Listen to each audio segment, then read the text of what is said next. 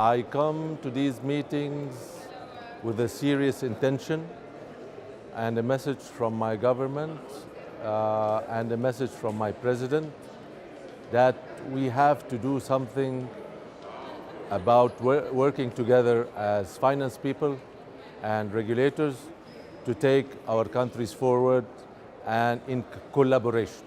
The key takeaway message is that we're coming here to give and to help and to support, not to take in any possible manner. We're coming here to give support to an important institution, the African Development Bank, and to see how we can empower this institution to help us achieve the aspirations of our communities in Africa. So it's also important our connections with our counterparts in Korea and to be able to benefit out of the knowledge and the development experience that has taken place here in this country. I think this is very important, and there are many areas and many ideas where the developments that took place here can help us as a tool to be able to achieve what we are looking for. I think what we need to have is discipline and increased capability of delivery at high standards at government levels, because governments create the conducive environment for growth, jobs, and investment. The lesson learned is that we need to implement good governance in government institutions. This is easily said, very difficult to be done, but there is no way except we have to confront this, because this is going to tackle corruption, and corruption is damaging, not because of the wasting of money, but because corruption hinders progress, hinders development, spoils the investment environment, and creates a lot of disruption.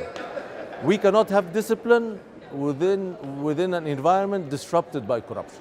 So governance and structural reform in our government institutions have become a must. And this is something we are trying to tackle now in Egypt, after our monetary reforms and our fiscal reforms. We have resources, but we need to create an environment where a government expert and the technocrats can operate without resistance, because corruption, when you fight it, it fights you back. So we need to create the environment for the experts to operate and produce. The other thing, we need to provide our markets and investors with skilled labor. Skilled labor is very important, and we have to focus on the development of the human being. We've been focusing on investment in tools, kits, machinery, etc. I think it's very important to focus on the development of our young, talented people, engineers, physicists, etc., who can really provide an added value to our communities and provide our own local technology and invest in research and development of these people in favor of the private industry. Regulations, good regulations, in order to supervise the private sector and the markets, in order to prevent abuse. So to restructure, this is part of the structural reform, to create regulatory bodies that can put the discipline at various industries in favor of the community, in favor that the community can get very good service, prompt service, and the investors can get good service with a local investor or a foreign investor. I think also tax regimes are important.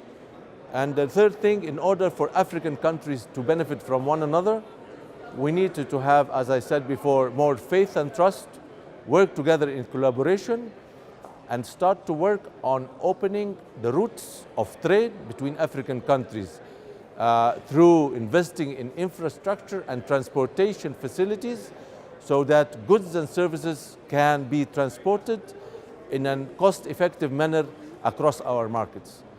We need to focus on a few important things, and I think we have the financial resources to do that.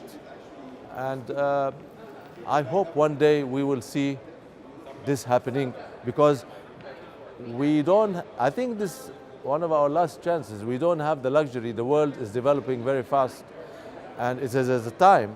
And I hope the authorities in every country is going to give support and empowerment, which is very important, to the policymakers on the economic side, to have the empowerment to be able to conduct their mandate and give them a clear mandate across the communities so that we can be able to move forward. Without empowerment, without political will, we cannot do that.